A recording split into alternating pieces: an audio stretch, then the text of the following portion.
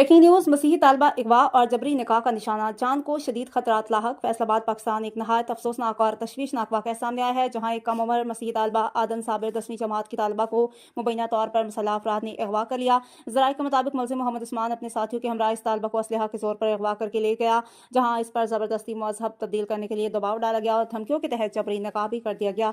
खुदा के फजल से मुतासरा लड़की अगवाकारों के चंगल से फरार होने में कामयाब हो गई और इसने मदद के लिए रब्ता किया, ताहम सूरत हाल अब भी इंतहाई खतरनाक है। इतलात के मुताबिक मुलज़िमान ने लड़की के घर पर फायरिंग भी की है और मुसलसल इसे और इसके अहल खाना को संगीन नताइज की धमकियां दी जा रही हैं। इस वक्त मुतासरा खानदान नामालूम महफूज मकाम पर पनाह लिए हुए है। लड़की ने गैर मामूली बहादुरी का मुजाहरा करते हुए हम मर सकते हैं लेकिन अपना ईमान तब्दील नहीं करेंगे। मसीही बरादरी और इंसानी हकूक के हलकों ने इस वाक़े पर शदीद तशवीश का इजहार करते हुए फौरी कानूनी कार्रवाई, मुतासरा खानदान को तहफ़्फ़ुज़ फराहम करने और जबरी निकाह को कलादम करार देने का मुतालबा किया है। ये मामला न सिर्फ इंसानी हकूक बल्कि मजहबी आज़ादी के हवाले से भी एक संगीन सवालिया निशान बन चुका है। मुतल्लिका हुकाम से फौरी नोटिस लेने और इंसाफ की फराहमी की अपील की गई है।